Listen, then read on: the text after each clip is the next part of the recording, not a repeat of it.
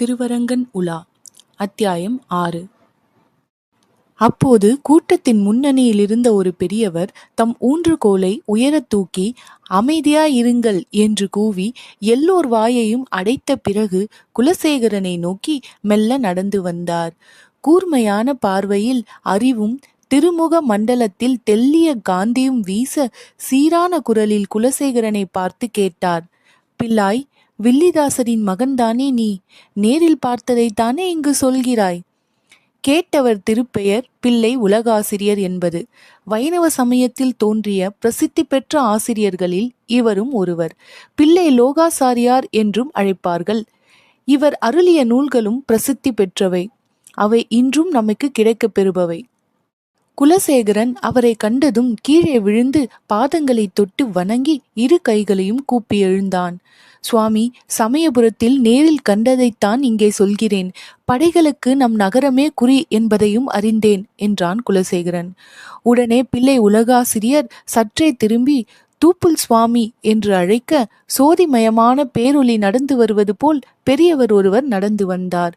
மெல்லிய உடலும் குளிர்ந்த கண்களும் படைத்த அவர் உலகாசிரியரின் அருகில் வந்து நிற்கவும் குலசேகரன் உடனே சுவாமி என்று கூறி அவரது பாதங்களிலும் விழுந்து வணங்கி எழுந்தான்.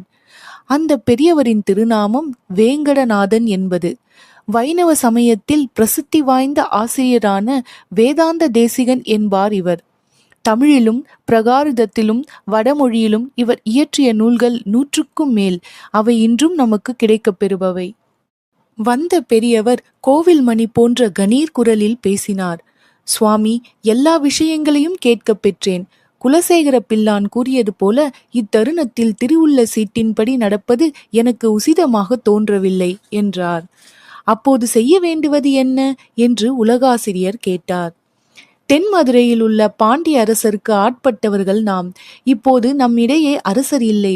ஆகவே சுக்கான் இல்லாத தோணி போல் நாம் தலை சுற்றி தவிக்கிறோம். பட்டத்திற்காக எழுந்துள்ள குடும்ப பூசலில் பாண்டிய வம்சமே அழிந்து கொண்டிருக்கிறது. இந்த அனாதரவான வேளையில் நம்மை நாமே காத்துக்கொள்ள கடமைப்பட்டிருக்கிறோம் என்றார் வாதூல தேசிகர். அதற்கு வழி என்ன என்றார் உலகாசிரியர். சுவாமி, கோவிலின் மதில்தான் நமது கோட்டைகள், பிரகாரந்தான் நம் படை வீடுகள், நாம் தான் படை வீரர்கள். நகரையும் கோவிலையும் காப்பது நமது கடன்தான் என்றார் வாதூலர். குலசேகரன் அப்போது கொல்லென்று சிரித்தான்.